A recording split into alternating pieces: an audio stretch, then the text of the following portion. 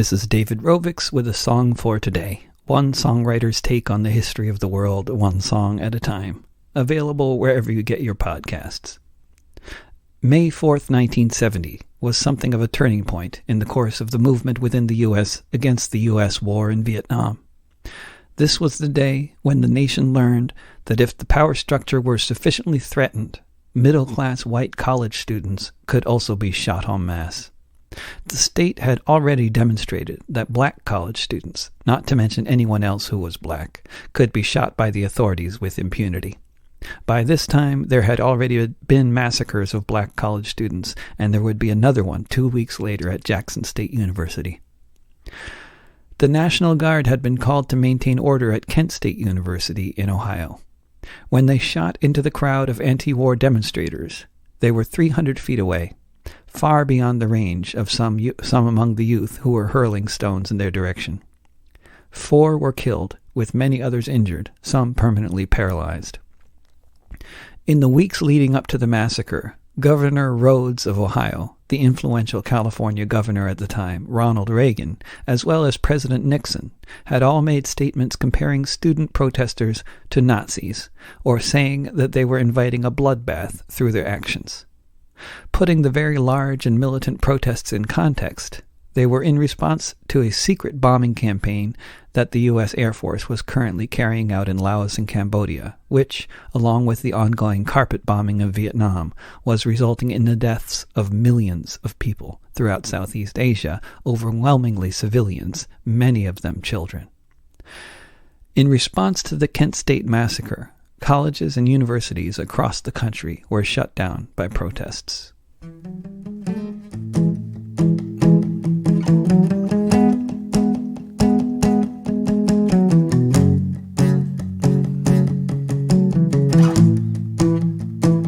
There were millions of bombs falling from the sky. There were children looking up before they die. There were millions of people marching in the street, hoping that their country would meet defeat. There were military contracts, lots of dollars to be made, selling heroin and fighter jets in the arms trade. There were millions of soldiers refusing to kill. There were others taking orders directly from the hill, like the ones who were sent off to turn the campus red, who were sent to kill the students dead. There were governors talking about military rule. If they want a bloodbath, let's bring one to their school. If they want a bloodbath, this was the very phrase. That's the language that the governors were using those days. That's the way they thought, and that's exactly what they did. There were politicians talking about gunning down kids. They said the students were worse than the Nazis in the war. A quote from the governor just a few days before. The guard was sent in to turn the campus red. They were sent to kill the students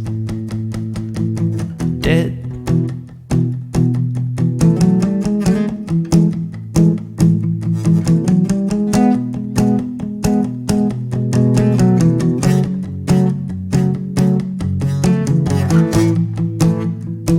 There was a sniper on the rooftop, ready to conspire. There were the National Guardsmen with the orders to fire. They all lined up Ready, aim, shoot. There was President Nixon in a three-piece suit.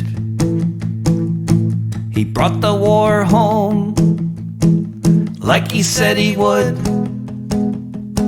There was a whole generation who understood. There were soldiers lined up 100 meters away.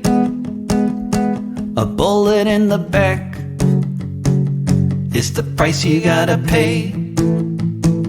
When the guard is sent in to turn the campus red,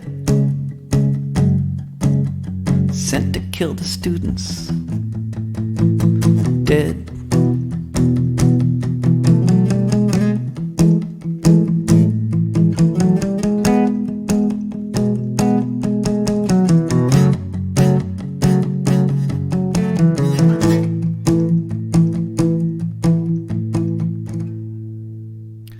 This has been a Song for Today from David Rovics, making popular education popular again. If you go to davidrovics.com, you can hear lots of other episodes of this and other podcasts, see where I'm touring next, and get on my email list. You can also click on CSA there on my website and join my community-supported art program, which is mainly how I get by in the free streaming era. I hope to see you sometime soon again here on the internet or on the road and hopefully in the streets.